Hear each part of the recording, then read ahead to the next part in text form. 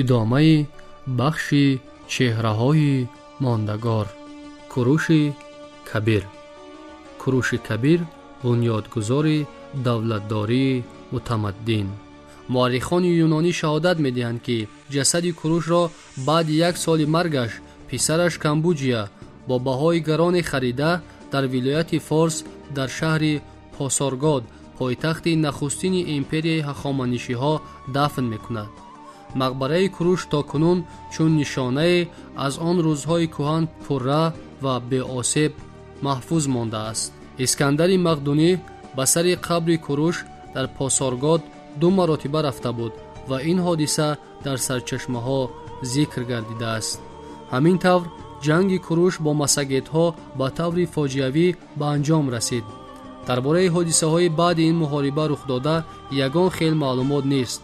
ما نمیدانیم که مساگیت ها از این غلبه خود چی منفعت به دست آوردند.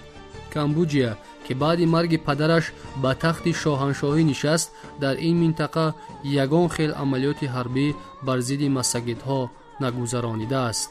احتمال بعد این محاربه خونین که در آن مساگیت ها نیز باید تلفات کلان داده باشند بین طرفها صلح و عهدنامه به یکدیگر هجوم نکردن بسته شد.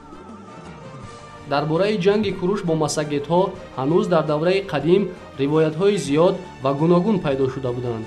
امروز هم در تمام مقاله و رساله های به تاریخ دولت هخامنشی بخشیده شده این جنگ به تفصیل تحلیل شده است.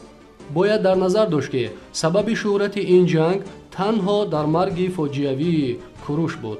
پادشاه جهانگیر که تا این محاربه چندین کشورهای زور و توانا را تسخیر کرده هیچ کس ندیده بود، در محاربه با یک قبیله صحرانشین به هلاکت رسید. پادشاه جهانگیر که تا این محاربه چندین کشورهای زور و توانا را تسخیر کرده هیچ شکست ندیده بود، در محاربه با یک قبیله صحرانشین به هلاکت رسید. این گونه فرجام را هیچ کس منتظر نبود. اما از لحاظ سیاسی حربی این جنگ برای دولت پرزور هخامنشی یگان عاقبت فاجعه‌ای و حتی جدی نداشت. بعد این محاربه مساگیت ها یگان بار هم به قلمرو هخامنشیان هجوم نکردند. منظور از این سخنان آن است که ما نباید به این جنگ از بودش زیاد بها دهیم. در مورد شخصیت کوروش باید یادآور شویم که همزمانان او به فعالیت سیاسی و حربیش بهای بلند دادند. بیهوده نیست که روحانیان بابل او را فرستاده خداوند مردوک، یهودیان فرستاده خداوند یهوه و یونانیان سیاستمدار بزرگ نامیدند. عالمان معاصر درباره او جیل اثرها آفریدند. البته ما نباید خدمت شخصیت‌های تاریخی را از بودش زیاد کرده به اغراق راه دهیم.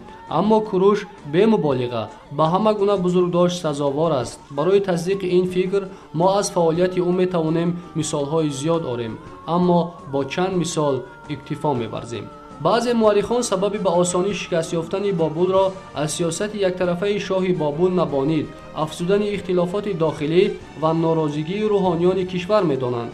شاهان بابل و آشور به نمایندگان ملت‌های زیردست ظلم و جفای بی‌عدد نموده اعتقاد دینی و عبادتخانه‌هایشان را پایمال و غارت می‌نمودند. برای مثال نمونه را از کتیبه شاه آشور نصریبال می‌آوریم تا سیاست بی‌بقای این دولت ابرقدرت و علت‌های زود شکست خوردن آن عیان گردد.